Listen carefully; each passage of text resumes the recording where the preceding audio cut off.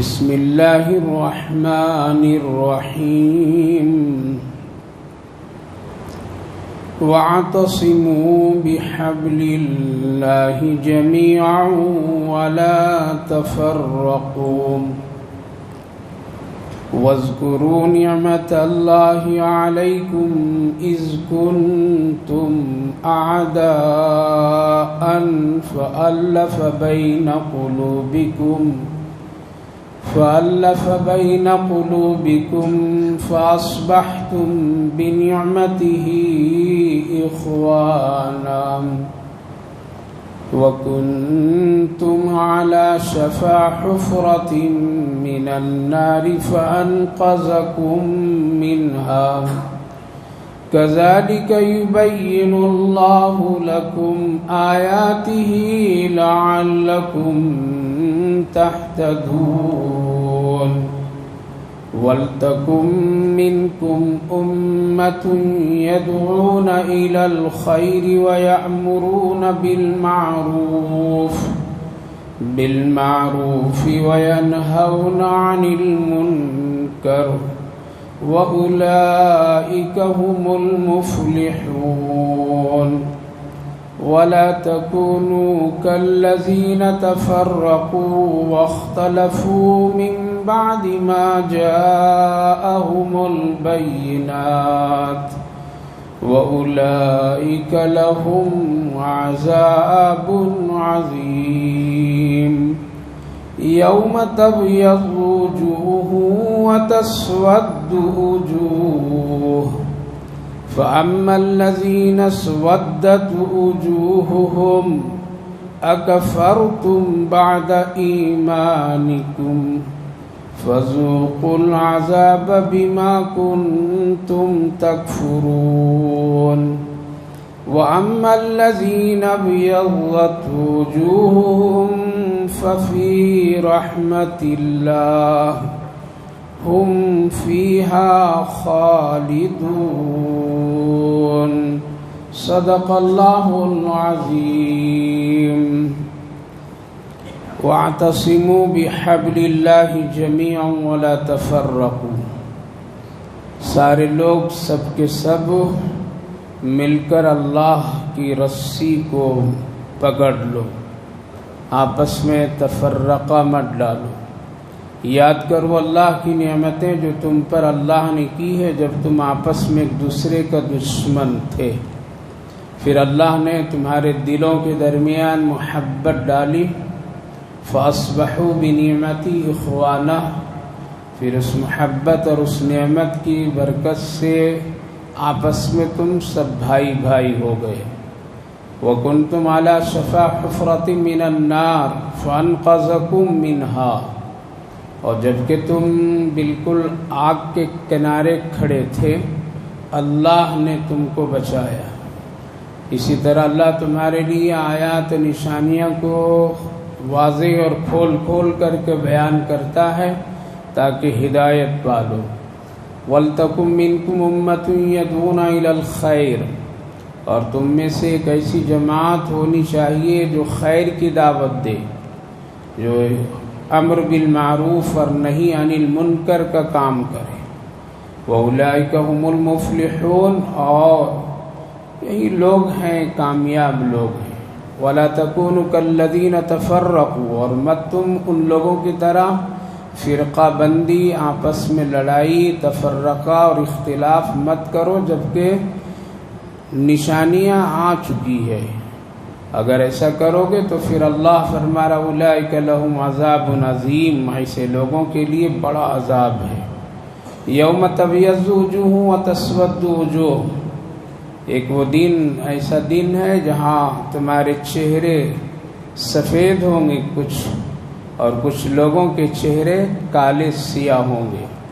فَأَمَّا الَّذِينَ اسْوَدَّتْ وُجُوهُهُمْ، جن لوگوں کے چہرے سیاہ کالا ہوگا ان سے پوچھا جائے گا کیا تم نے ایمان لانے کے بعد کفر کیا تھا کیا؟ اگر کیا تھا تو چکھو عذاب جو کچھ تم نے کفر کیا ہے۔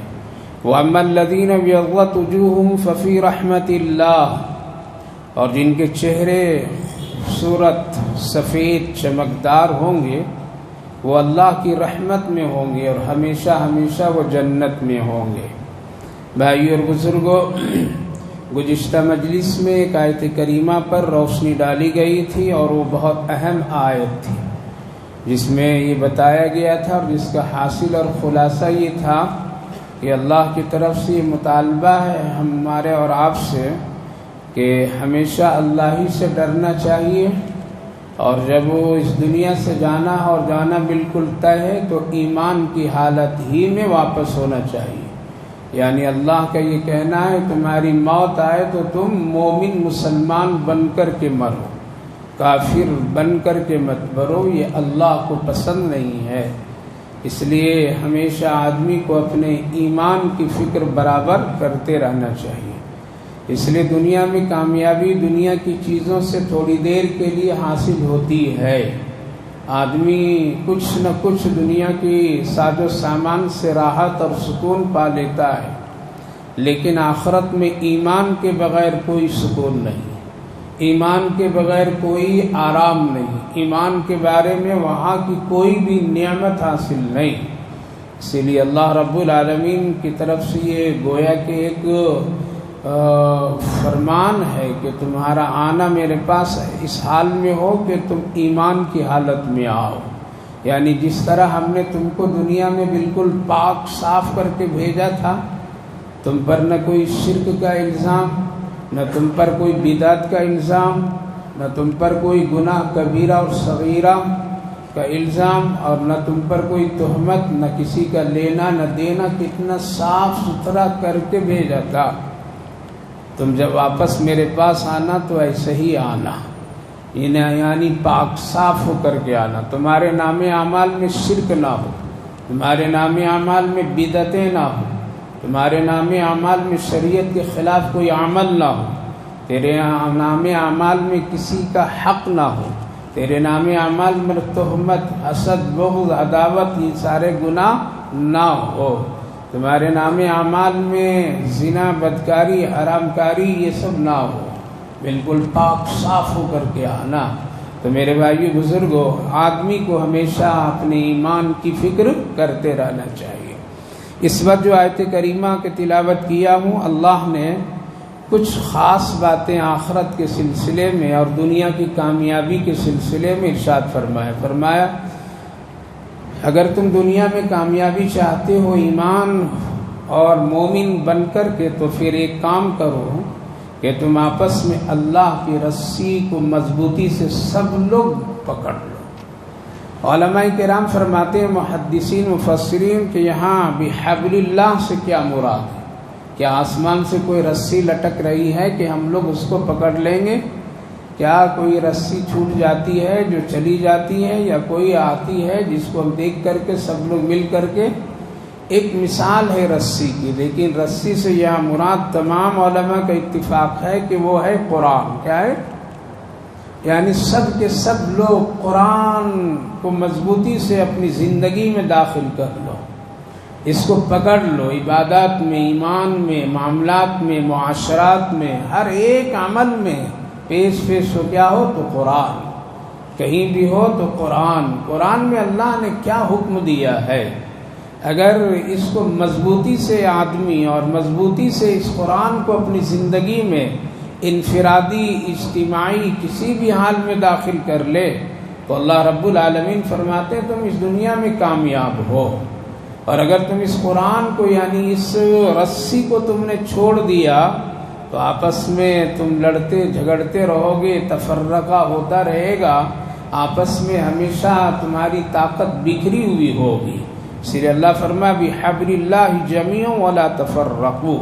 اس کی ایک مثال یوں دیکھو کہ صحابہ کرام رضوان اللہ عنہم اجمعین کتنے قبیلے اور خاندان اور کتنی شکلوں میں بٹے ہوئے تھے، اور ایسی شکل اور ایسے خاندان، ایسے قبیلے میں لوگ بٹے ہوئے تھے کہ اگر ان میں لڑائیاں ہو جاتی تھی تو 100 سال تک کے تلوار اندر نہیں ہوتی تھی۔ یعنی وہ نصیحت اور وصیت کر کے جاتے تھے کہ دیکھو فلاں آدمی نے، فلاں قبیلے کے لوگوں نے ہم لوگوں کو ستایا، فلاں تکلیف دی ہے، فلاں کام کیا، یہ میری طرف سے وصیت ہے، تم کو اس کا بدلہ ضرور لینا۔ لہذا یہ لڑائیاں 100 سال تک کے خاندان میں چلتی آ رہی تھی. لیکن جب کہ ہم سب کے آقا نبی اکرم صلی اللہ علیہ وسلم اس دنیا میں تشریف لائے اور قرآن کی برکت کی بنیاد پر صحابہ کو ایمان کی دعوت دی، اور جب سب آپس میں ملے، قبیلہ کوئی بھی، اور جب آپس میں سب لوگ مل گئے کلمے کی بنیاد پر، تو بھائی بھائی بن گئے. اور اللہ رب العالمین نے پھر ان کے دلوں میں ایک محبت کی کیفیت ایسی ڈالی کہ خود بھوکا رہنا پسند کرتے تھے لیکن دوسرے کو بھوکا نہیں رکھتے تھے.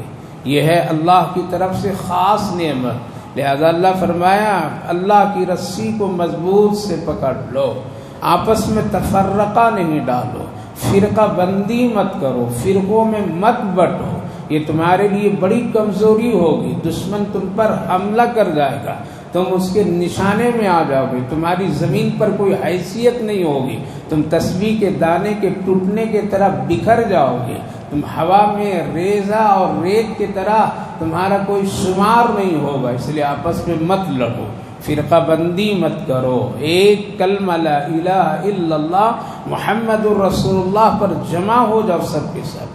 اس لیے نبی اکرم صلی اللہ علیہ وسلم ہی کے زمانے میں جو ان چیزوں میں آج ہم لوگ مسلکی اختلافات کر بیٹھے ہیں، یہ سب مسئلے تو اس وقت میں بھی تھے لیکن وہ بٹے ہوئے نہیں تھے.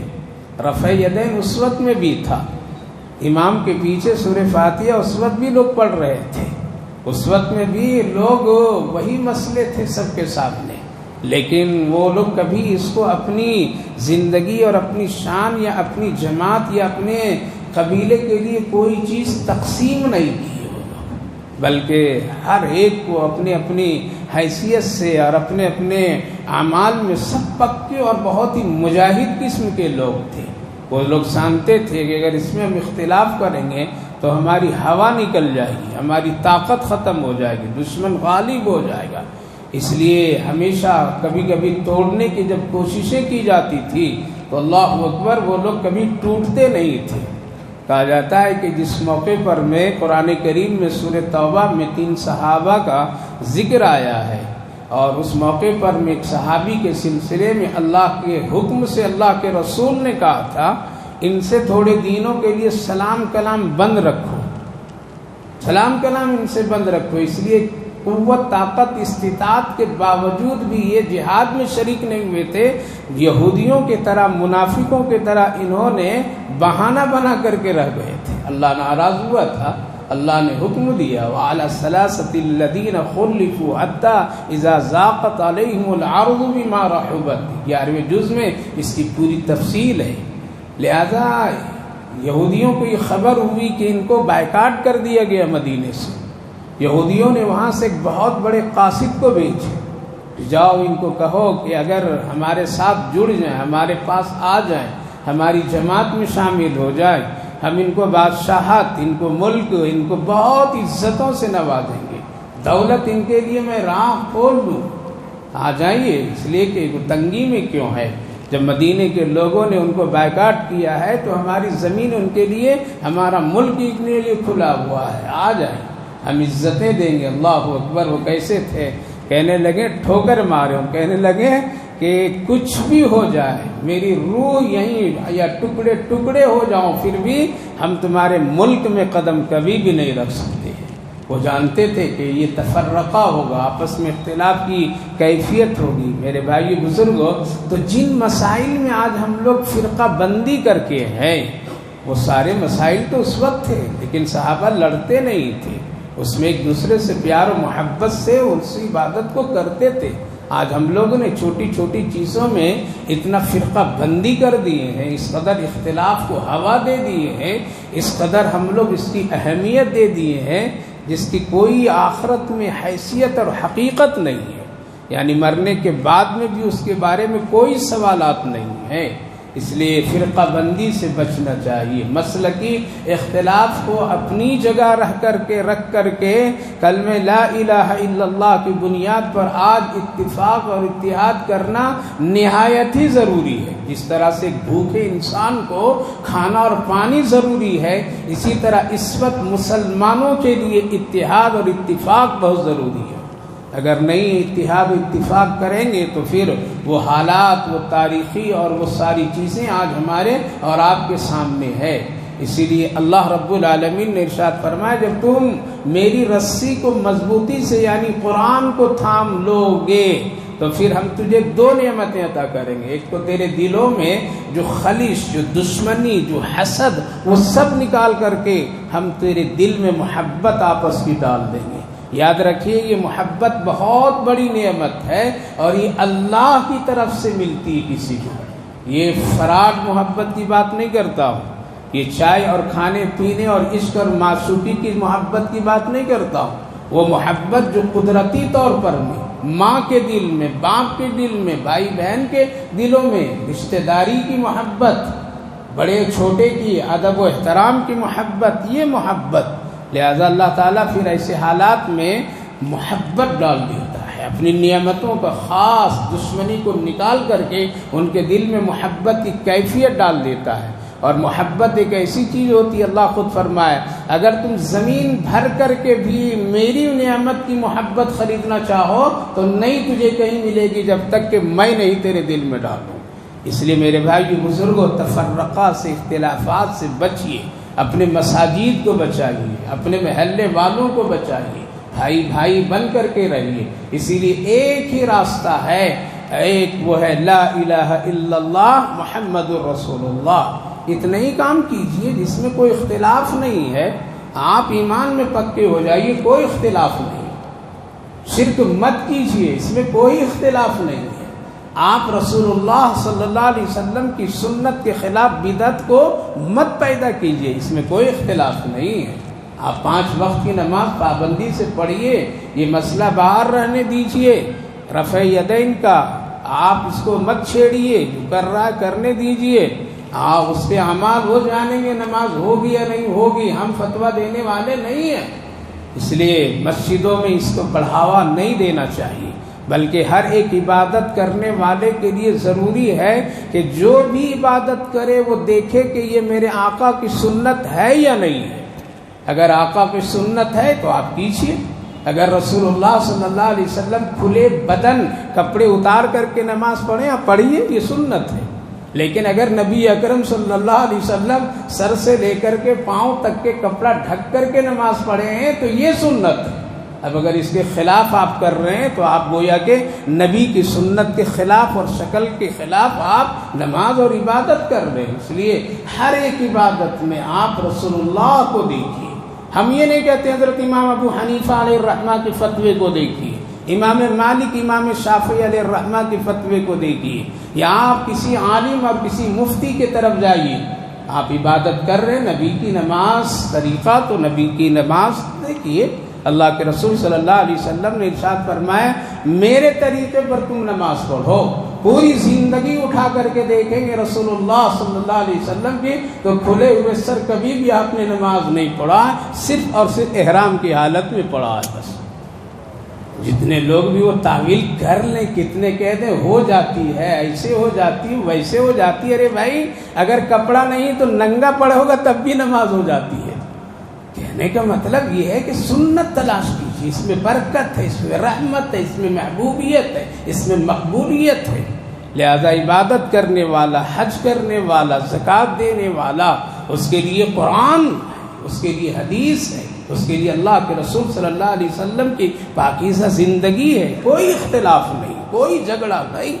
لہذا کرنے دیجیے، کیجیے، مسجد میں آنے دیجیے سب کو، کلمے کی بنیاد پر میں کسی کو ٹھوکر، کسی کو روک مت پیدا کیجیے، ورنہ آج کے حالات کے اعتبار سے ہم لوگ بہت کمزور ہیں اسی بنیاد پر میں کہ فرقہ بندی کو ہم جگہ دیتے ہیں۔ تو اللہ تعالیٰ نے فرمایا فَأَلَّفَ بَيْنَ قُلُوبِكُمْ فَأَصْبَحْتُمْ بِنِعْمَتِهِ وَكُنْتُمْ عَلَى شَفَا حُفْرَةٍ مِّنَ النَّارِ۔ صحابہ سے مخاطب اس وقت میں اللہ نے کہا کہ تم ایمان نہیں لا کر کے جہنم کے کنارے تم کھڑے تھے، لیکن ہم نے تم کو ایمان کی توفیق دے کر کے جہنم سے بچایا۔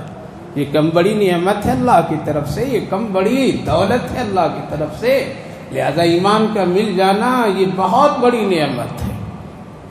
کافر بھی خالی ہاتھ جاتا ہے، ایمان والا بھی خالی ہاتھ جاتا ہے، دونوں جاتے ہیں۔ اگر ایسا ہوتا کہ کفر کرنے والا گھر کر کے کچھ لے کر کے چلا جاتا تو کوئی بات کہی جاتی کہ دیکھو وہ جا رہا ہے تو لے کر کے جا رہا ہے، لیکن نہ ایمان والا نہ کافر کوئی نہیں لے کے جا رہا ہے، تو جہنم سے بچنے کی فکر کرنی چاہیے۔ اللہ بچایا کہ ہم کو اور آپ کو ایمان کی دولت سے نوازا، اس کی قدر کیجیے۔ اللہ نے کہا کہ تم مر کر کے آنا میرے پاس تو ایمان کی حالت میں ہی آنا، اس لیے ایمان کی دولت دی ہے۔ فَأَنْقَذَكُم مِّنْهَا كَذَلِكَ يُبَيِّنُ اللَّهُ لَعَلَّكُمْ آيَاتِهِ لَعَلَّكُمْ تَهْتَدُونَ۔ اتحاد اور اتفاق دو چیزوں میں ہے اور کامیابی ہے مومن کی، ایک تقوی میں اور آپس میں اتحاد و اتفاق میں۔ اتحاد و اتفاق کرنے کے لیے سب تیار ہیں، سب کہتے ہیں مل کر کے رہو مل کر کے رہو، لیکن جن سے اتحاد و اتفاق پیدا ہوگی اس پر ہم لوگ غور نہیں کرتے، اور وہ کیا ہے؟ وہ تقویٰ ہے۔ جب تک کہ تقویٰ اتحاد اتفاق کرنے والے کے اندر نہیں ہوگا اس وقت تک اتحاد اتفاق ہو ہی نہیں سکتا ہے۔ اس کی ایک مثال دیتا ہوں، مثلا ایک تنظیم، ایک تحریک بنی، کمیٹی بنی، سب لوگ مل جل کر کے بنایا، لیکن اب باری آئی عہدے کی، کیا باری آئی؟ یہاں تقویٰ اب آئے گا، کیا آئے گا؟ اب ایک آدمی کہتا ہے کہ ان کو بنا دیا جائے، دوسرا آدمی کہتا ہے ان کو بنا دیا جائے، اب یہ پارٹی ہو گئی، اب یہاں اب یہ دو کو یہ کھینچ لاتا ہے، دو کو یہ کھینچ لاتا ہے۔ اور اگر تقویٰ ہوتا ان دونوں کے درمیان میں تو کہتے کہ نہیں میں مستحق نہیں ہوں بلکہ یہ مستحق ہے، انہی کو بنا دو، لیکن تقویٰ تو ہے نہیں، پیچھے پیچھے سب شیطانی دل رکھے ہیں۔ آج اسی لیے سب لوگ کہتے تو مسلمان لیکن قارون جیسا بننا چاہتے ہیں، حامان جیسا بننا چاہتے ہیں، شداد جیسا بننا چاہتے ہیں، فرعون اور نمرود جیسا بننا چاہتے ہیں۔ کوئی مسلمان طرح نہیں بننا چاہ رہا ہے، کوئی نہیں چاہ رہا ہے۔ اس لیے اتحاد اسی لیے نہیں ہوتا، جب عہدے کی بات آتی ہے تو کہتا میرا آدمی، وہ کہتا میرا آدمی، وہ کہتا میرا آدمی، اور اگر تقویٰ ہوتا اندر سے تو پھر کہتا کہ یہ زیادہ مستحق ہے۔ اسی لیے تقوی کی بنیاد پر کبھی بھی اختلاف نہیں ہوا، اتحاد ہوا۔ جب باری آئی حضرت عمر رضی اللہ عنہ کو امیر المومنین بنانے کا تو حضرت ابو بکر صدیق رضی اللہ عنہ ہاتھ پکڑ کر کے کہا عمر تو امیر المومنین خلیفۃ الرسول بن جا، کہا کہ میں اس کا حقدار نہیں ہوں، کسی اور کو بنائیے، ہم اس کا مستحق نہیں ہیں۔ ہاتھ چھڑا کر کے نکل گئے، چھپ گئے۔ ابو بکر میں اس لائق نہیں ہوں، میں نہیں سنبھال سکتا ہوں، مجھے مت بنائیے۔ کہا کہ میں رسول اللہ کے پاس رہا ہوں، تو بھی رہا ہے، میں جانتا ہوں تو اس لائق ہے اور تجھی کو بننا ہے، بڑوں کا حکم تجھے ماننا ہے۔ یہ کیا؟ یہ تقویٰ ہے۔ بھاگ رہے حضرت عمر بن عبدالعزیز رحمہم اللہ جب بادشاہ بنا رہے تھے، لوگ امیر المومنین ان کو بنا رہے تھے، 7 دن چھپ گئے، وہ کہاں؟ جنگل میں چلے گئے، چھپ گئے، ڈھونڈ رہے ہیں، لوگ مل نہیں رہے۔ 7 دن کے بعد کسی نے کہا کہ وہ جنگل میں پڑے ہوئے، پکڑ کر کے ان کو لایا، کہا کہ تم اس ملک کا بادشاہ بن۔ ملک بن مروان کے خاندان سے جڑے ہوئے لوگ تھے، جو 7 پشتوں تک جن کی حکومت چلی ہے، یہ ملک شام، فلسطین، یہ سب علاقے ہیں۔ کہا کہ تجھے بننا پڑے گا عمر بن عبدالعزیز، کہا کہ نہیں بنوں گا میں۔ قرآن دازی ہوئی، اور قرآن دازی اللہ کی طرف سے فیصلہ ہوتا ہے۔ جب قرآن دازی ہوئی 3 مرتبہ وہ کرائیں، انہی کا نام آیا۔ کہا کہ رک جاؤ ذرا، میں اپنے گھر میں اپنی بیوی سے بات کرتا ہوں، اگر وہ منظور کر لے گی تب بھی میں بن سکتا ہوں، اس لیے کہ زیادہ تر تقوی کی نظام وہاں ہے۔ گئے، جا کر کے کہنے لگے، وہ بھی بادشاہ کی بیٹی تھی، کا نام فاطمہ تھا، کہا کہ دیکھو ایسا ایسا ہو رہا ہے، کیا کروں میں؟ کہا کہ اگر آپ نہیں بنیں گے تو نہ اہلوں کے ہاتھ میں ملک چلا جائے گا، اس لیے آپ بادشاہ بن جائیے، امیر المومنین بن جائیے۔ کہا کہ میری ایک شرط یہ ہے کہ پھر تیرے پاس جتنے بھی زیورات ہیں وہ سب بیت المال کو دے دو گی تب میں بنوں گی۔ کہا کہ ابھی میں دے دیتی ہوں تاکہ ملک میں سلامیت ہو اور اسلام ہو، ایمان ہو، لوگ امن سکون سلامتی کے ساتھ میں رہیں۔ تو میرے بھائی بزرگوں، تقویٰ تھا تبھی تو، آج تو تقویٰ ہے ہی نہیں، صرف زبان ہے۔ اتحاد ہونا چاہیے، آپس میں اتحاد کر لیجیے، آپس میں اتحاد کریں گے، لیکن جب عہدے کی باری آئے گی تو سب لوگ کھڑے ہو جائیں گے، سب کے ہاتھ میں جھنڈا۔ اسی لیے اللہ رب العالمین نے اتحاد کے ساتھ تقوی کو لگایا۔ کہ اگر تمہارے اندر میں تقوی ہوگا تو اتحاد ہوگے، اور اتحاد جب ہوگا تم کامیاب ہوگے۔ اسی لیے صحابہ کرام رضوان اللہ علیہم اجمعین کے اندر میں تقوی کی کیفیت تھی، اسی لیے اللہ فرمایا تم اللہ کی رسی کو مضبوط سے پڑھو لعلکم تہتدون، تب تم کامیاب ہوگے۔ آج کفر ایک ساتھ ہے، آج ان کی بات ملتی آ رہی ہے، وہ ایک جھنڈے کے تلے ہو جاتے ہیں، ایک آواز میں سینکڑوں نوجوان ان کے جمع ہو جاتے ہیں، ایک آواز میں ان کے سارے لوگ ایک پلیٹ فارم پر آ جا رہے ہیں۔ وہی تو کہتا ہوں، ہر کنکر کے ماننے والے آج متحد ہیں اور ایک کلمے کے ماننے والے منتشر ہیں۔ ہزاروں بت کو خدا سمجھنے والے، ہزاروں کنکر پتھر کو دیوی دیوتا سمجھنے والے، آج وہ ایک ہو کر کے زندگی گزار رہے ہیں، اور ان کا عزم اور حوصلہ ہے کہ ہم جینے نہیں دیں گے، ہم جئیں گے۔ لیکن آج کلمہ پڑھنے والے جن کے پاس میں ایک ہی جھنڈا لا الہ الا اللہ محمد الرسول اللہ، وہ بکھرے ہوئے ہیں، ہم بکھرے ہوئے ہیں۔ اور یہ الزام صرف عوام پر نہیں ہے، یہ علماء پر بھی ہے، علماء پر بھی ہے۔ علماء نے بھی تفرقے کے ایک حالات بنا کر کے رکھ دیے، جس کی بنیاد پر میں آج عوام کو سمجھنا کبھی کبھی مشکل ہو جا رہا ہے۔ ہر ایک آدمی اپنی اپنی ایک ایک اینٹ کی دکانیں کھول بیٹھے ہیں، ہر ایک کا فتویٰ الگ الگ چل رہا ہے، ہر ایک کی گفتگو الگ الگ ہو رہی ہے، اس لیے کہ شر اور فساد جب تک کہ نہیں رکے گا اہل علم کی طرف سے، اس وقت تک کہ اتحاد، اتفاق اور محبتیں نہیں پیدا ہوگی۔ وہ واقعہ سنایا کرتا تھا نا کہ دو بزرگ تھے، دو مسلک کے دو بزرگ، لیکن ایک استاد کے شاگرد، حضرت مولانا احمد علی لاہوری علیہ الرحمہ مفسر قرآن تھے، اتنے بڑے مفسر قرآن تھے، اللہ اکبر، اور اللہ نے ان کی ایسی معرفت دی تھی کہ چیز کو دیکھ کر کے بتا دیتے تھے کہ یہ حلال ہے یا حرام ہے، مشینوں میں ڈالنے کی ضرورت نہیں ہے، دیکھ کر کے بتا دیتے تھے۔ کسی نے کہا کہ حضرت مجھے کیسے پتا چلے کہ میرا یہ پیسہ حلال ہے یا حرام ہے؟ کہا کہ صدقہ کر کے دیکھو پتہ چل جائے گا۔ کہا کہ کیسے، رنگ تو ایک ہی ہے، کیسے پتہ چلے گا؟ کہا کہ لاؤ، دو روپیے لیے، کہا کہ لو، اب یہ جا کر کے کسی کو دے کر کے آؤ۔ گئے اور جا کر کے وہ دیا تو ایک ایسے آدمی کو دیا کہ لیا، دیکھنے میں تو لگ رہا تھا بڑا محتاج، بڑا پریشان حال، لیا اور خوشی خوشی سے شراب کی دکان پر پہنچا اور شراب لیا، پیا، پیسہ ہے صدقے کا لے کر وہاں پہنچ رہا ہے۔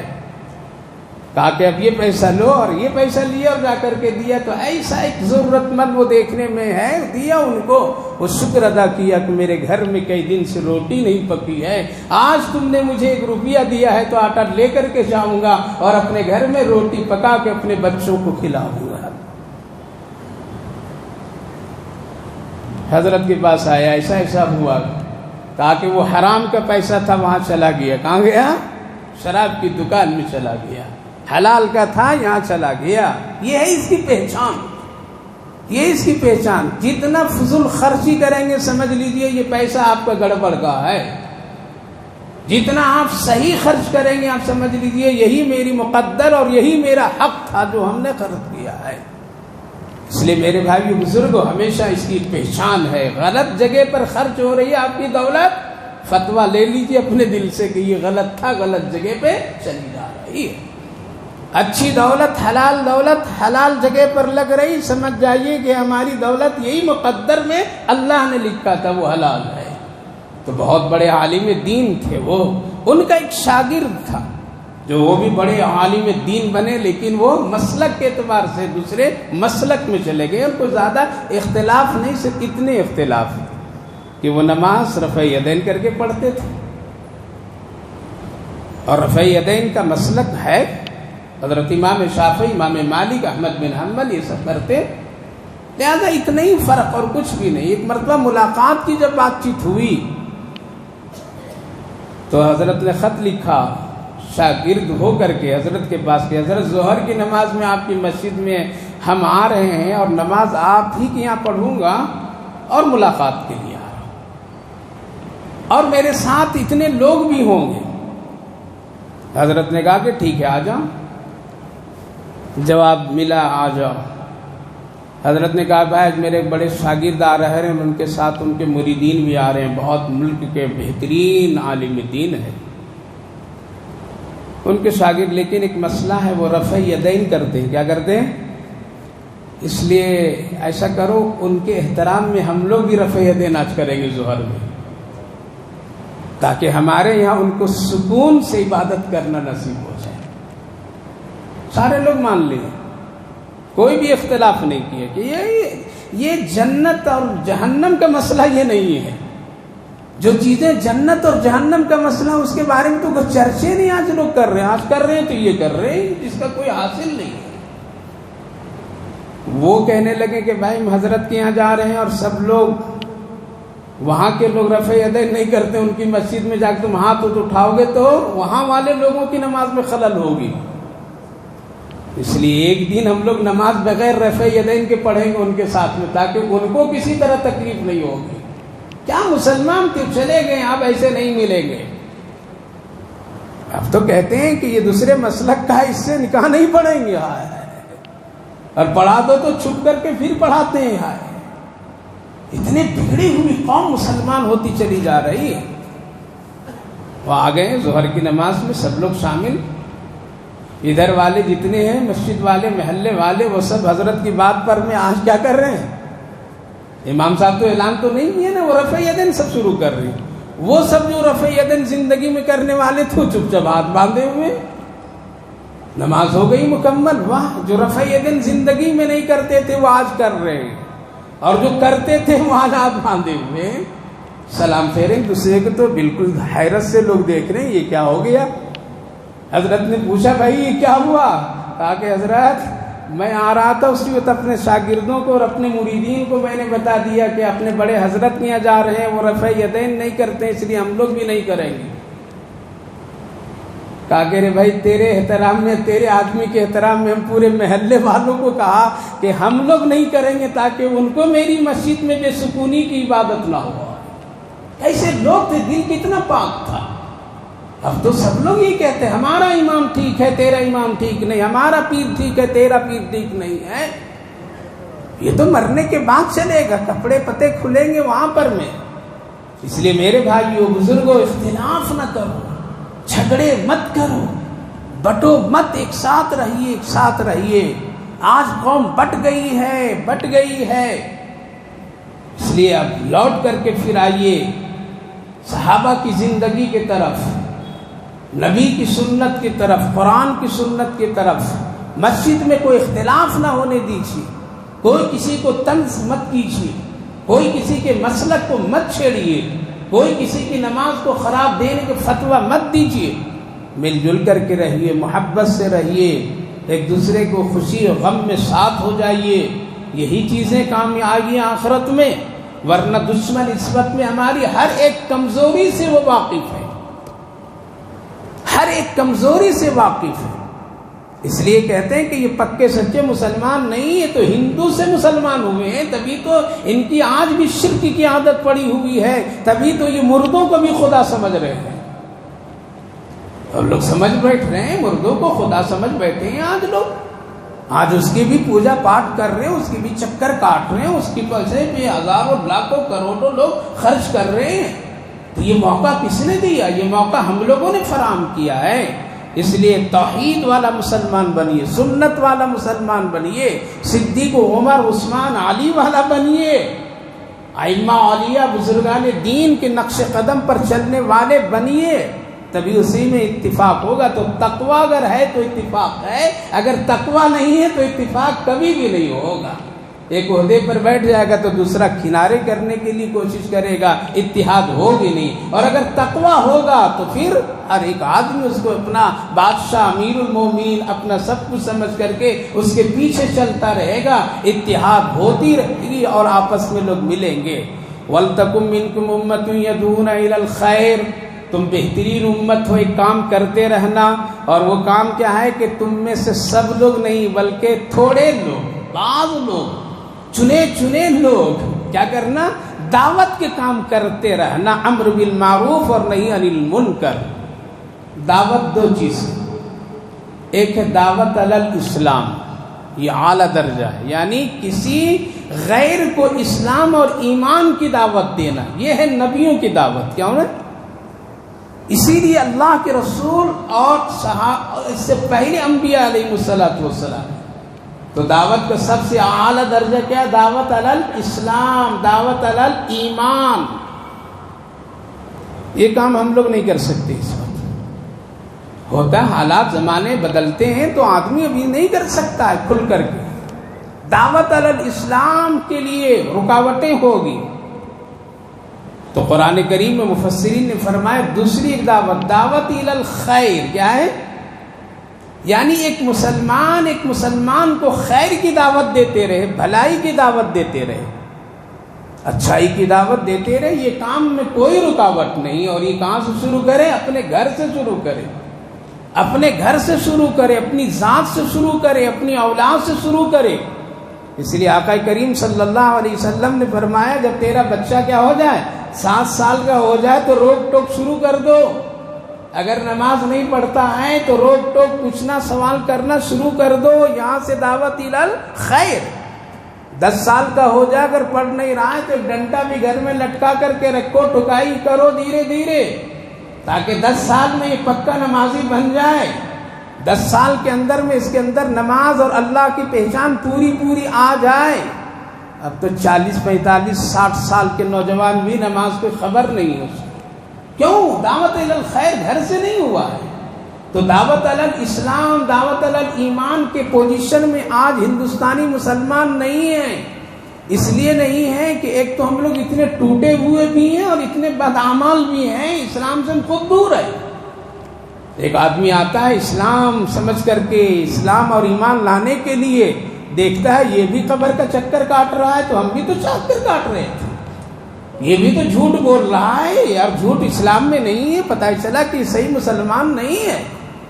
ایک آدمی آتا ہے اور دیکھتا ہے کہ یہ آدمی کے اندر میں بہت سارے رسومات ہیں، سنت ان کی زندگی میں نہیں ہے، لہذا اسلام تو اس کے پاس ہے ہی نہیں، صرف اسلام قرآن میں ہے، لہذا وہ کیا ہوتا ہے ہم کو دیکھ کر کے اسلام سے دور ہو جاتا ہے، ہمارا دروازہ اسلام کے لیے کھلا ہوا نہیں پاتا ہے، ہماری زندگی میں اس کو کوئی شکل اور صورت اسلام کی نہیں ملتی ہے۔ اس لیے دعوت علی الاسلام اور دعوت علی الایمان کی پوزیشن میں اس وقت ہم لوگ نہیں ہیں۔ ہاں کوئی اخلاق سے، کردار سے، کسی عمل سے کوئی آ جاتے ہیں، وہ اللہ کی شان ہے، لیکن اس پوزیشن میں نہیں ہے۔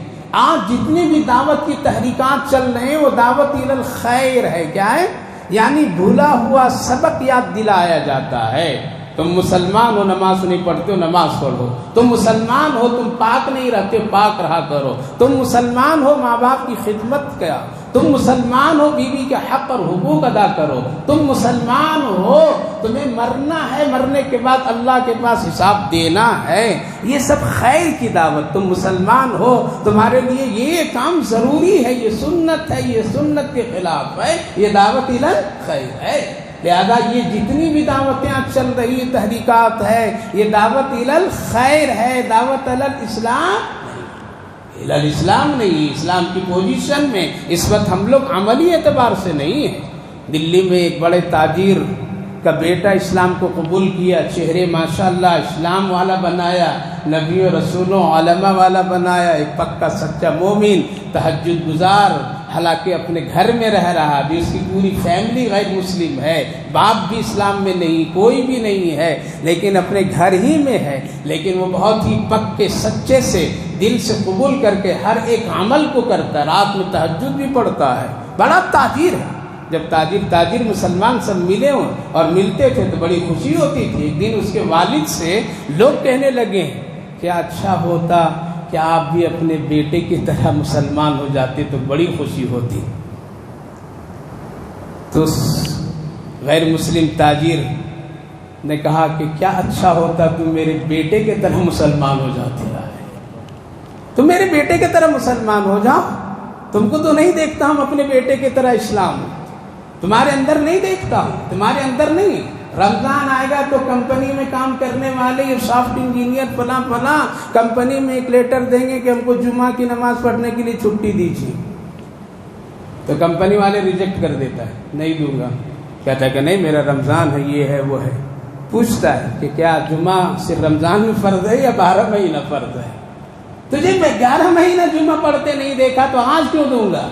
ہم نے اپنے سے اپنے عمل کو کمزور کر دیا، اسلام کو پھینک کر کے رکھ دیا، اس لیے اس پوزیشن میں نہیں ہے۔ تو ایک تو کام کیجئے، دعوت خیر کیجئے، اپنے گھر سے کیجئے، اپنی ذات سے کیجئے، اپنے عمل سے کیجئے۔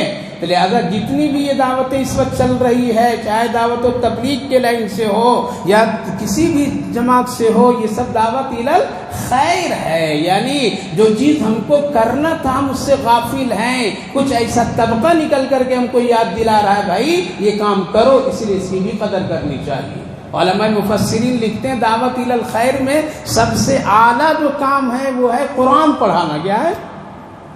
اس لیے اس وقت میں مدارس دعوت خیر کا سب سے بڑا کام کر رہے ہیں، کیونکہ وہاں سے ماہرین نکلتے ہیں، وہاں سے علماء نکلتے ہیں، وہاں سے دین سکھانے والے نکلتے ہیں، وہاں سے مسائل پیدا ہوتے ہیں، وہاں سے مسائل کا حل کیا جاتا ہے۔ اس لیے دعوت خیر کا جو سب سے مرکزی جگہ ہے وہ کیا ہے؟ وہ مدارس ہے، اور اس کی ایک ثبوت یہ ہے کہ اللہ کے رسول صلی اللہ علیہ وسلم فرمایا خیرکم من تعلم القرآن وعلمہ، میرے نزدیک سب سے بہترین وہ لوگ ہیں جو قرآن پڑھتے ہیں اور قرآن پڑھاتے ہیں۔ پتہ یہ چلا کہ دعوت خیر کی جو مرکزی چیز ہے، جو مرکزی محنت ہے، محنت کرنے والے جو لوگ ہیں وہ علماء مدارس والے لوگ ہیں، جہاں سے علماء کو پیدا کرتے ہیں، حفاظ کو پیدا کرتے ہیں، نماز پڑھانے والے کو پیدا کرتے ہیں، دین اور شریعت کو سمجھانے والے پیدا کرتے ہیں۔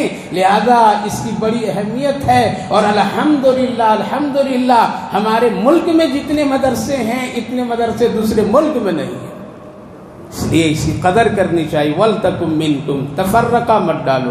یوم تبیض وجوہ وتسود وجوہ، کل قیامت کے 5 منٹ کی بات سنیے۔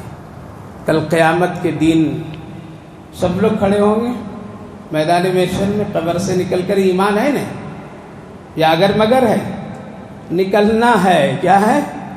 پکا ہے، کوئی شک نہیں ہے، اللہ کا حکم ہے، نکالیں گے۔ اور کہاں کھڑا کرے؟ میدان محشر میں سب ہوگا، بہت بڑی جماعت ہوگی، کافر مشرک سب ملے جلے ہوں گے، گنہگار نیکوکار سب لوگ ملے جلے ہوں گے۔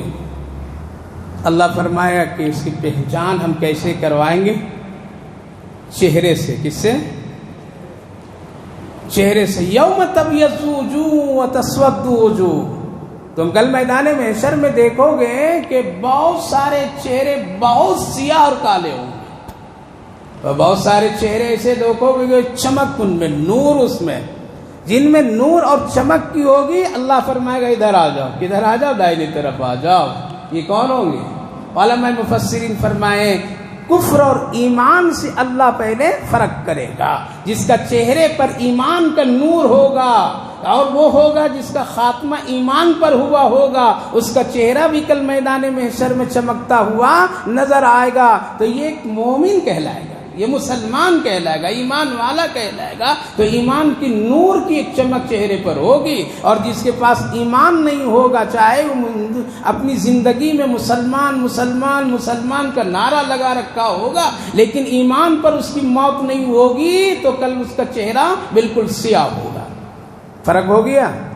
بعض علماء کرام فرمائے چہرہ جن کا چمکے گا وہ لوگ ہوں گے جو لوگ قرآن اور سنت کے پابند ہوں گے۔ چہرہ جن کا چمکے گا وہ لوگ ہوں گے جو کبھی اپنی زندگی میں بدعت نہیں کیے ہوں گے۔ چہرہ ان کا چمکے گا کل قیامت کے دن میں ان لوگوں کے جو لوگ کثرت سے سجدہ کیے ہوں گے۔ چہرہ ان کا کل قیامت کے دن میں چمکے گا جو لوگ کثرت سے باوضو رہے ہوں گے۔ چہرہ ان کا چمکے گا جو کل اس دنیا میں نبی کی سنت سے بہت محبت کے ساتھ عمل کیے ہوں گے۔ الگ الگ سب کی رائے ہے، لیکن جتنا پاور ہوگا ایمان کا اتنا ہی چمک بھی ہوگی۔ ایک بلب آپ لائیے بازار سے تو اس کے پاور الگ الگ ہوتے ہیں نا، اب 100 کا 150 کا 200 کا پاور الگ الگ ہوتا ہے۔ اب 100 کا لگا کر کے 200 والا چمک چاہیں گے تو ہوگا؟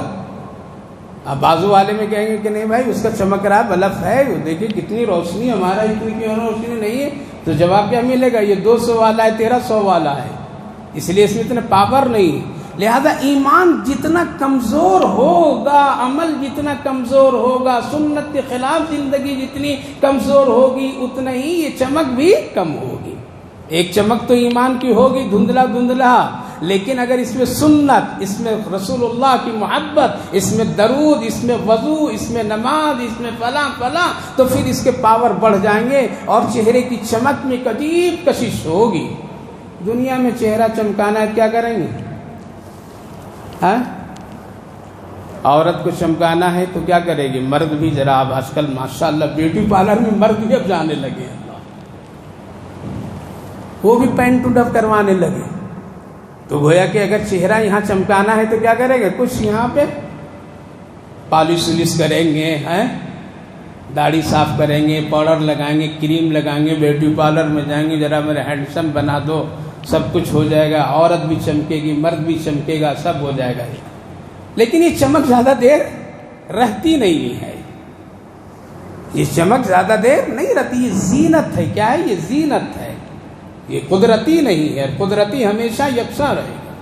لہذا یہاں تو چمکا لیں گے، کالا گورا نظر آئے گا، چمڑے کھینچ کر کے گورا لگا دو، گورا نظر آئیں گے، یہاں تو کوئی فرق نہیں۔ اس لیے کبھی کبھی لوگ کہتے ہیں حضرت وہ تو شرابی، کبابی، ناچنے والا، فلمی میں کام کرتا ہے لیکن کتنا خوبصورت دیکھا ہے۔ ارے یہ دنیا ہے، یہاں سے کوئی مسئلہ نہیں بنے گا، یہاں تو چمڑے اترواتے رہیے، یہاں تو پینٹ کرواتے رہیے، یہاں بڈھا بھی جوان آتا ہے، جوان بھی کالا گورا، سب میں یہاں چمک جاتے ہیں۔ مریے، مرنے کے بعد میں پتہ چلے گا، وہاں بیوٹی پارلر نہیں، وہاں وضو کام آئے گا۔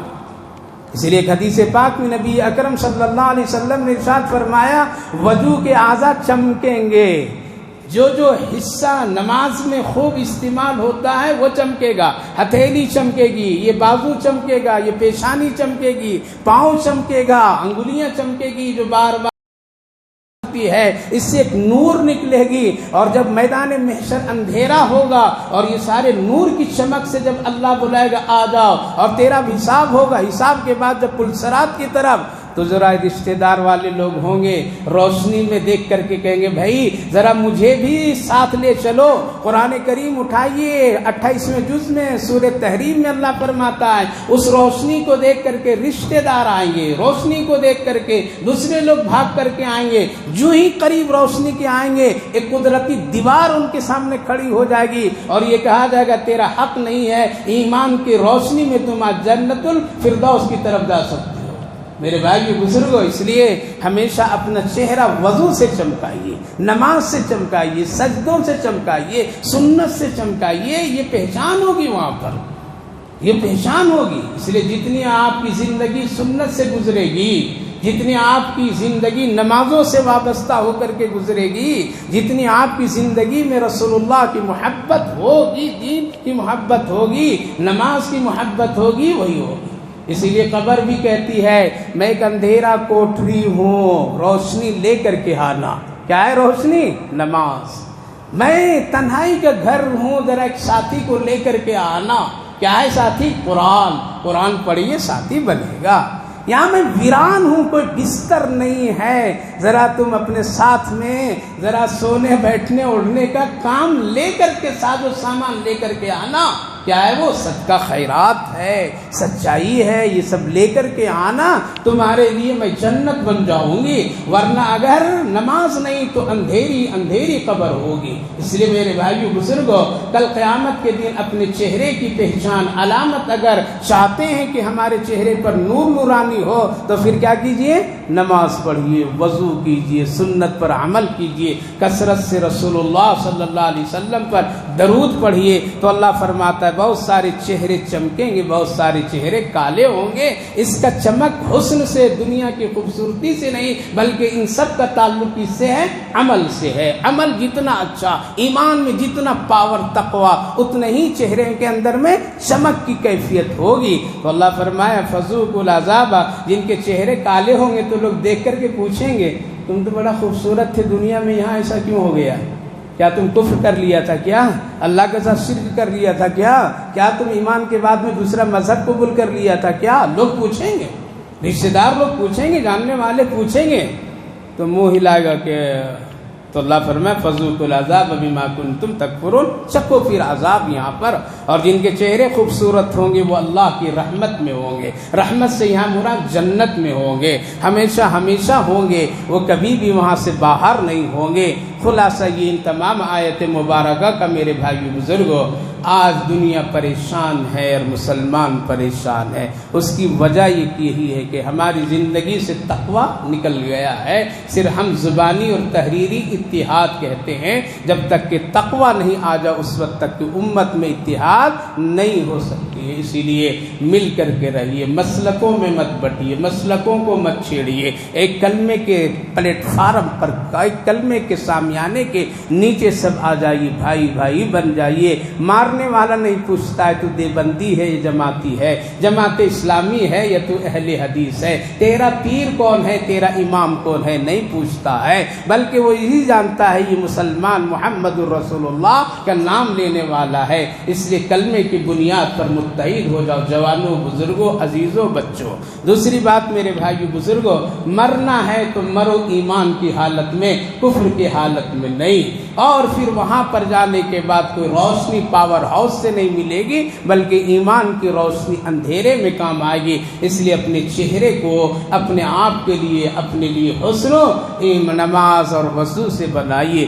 کیوں اللہ نے یہاں پر چہرے کا ذکر کیا، دوسری چیز کا ذکر نہیں کیا؟ اس لیے کہ انسان کی پوری کیفیت چہرے سے معلوم ہو جاتی ہے کہ یہ غم زدہ ہے یا خوش ہے۔ چہرے میں بشاشت ہے تو پتہ چلتا ہے یہ آدمی خوش ہے، چہرے میں اگر کچھ ذرا سا کمی ہے تو پتہ چل جاتا ہے کہ اندر سے ٹوٹا ہوا یا غم زدہ ہے۔ اسی لیے اللہ نے چہرے کو یہاں رکھ کر کے ہم کو اور آپ کو سمجھایا ہے۔ اسی لیے ہمیشہ آخرت کی فکر کرتے ہوئے اپنے لیے نور ایمان کی روشنی کو تیز رکھیے، ہمیشہ اس کو دھندلا مت ہونے دیجیے۔ اور اگر دھندلا ہو گیا تو پھر بڑی پریشانی ہے۔ مرنے کے بعد اللہ ہم سب کی پوری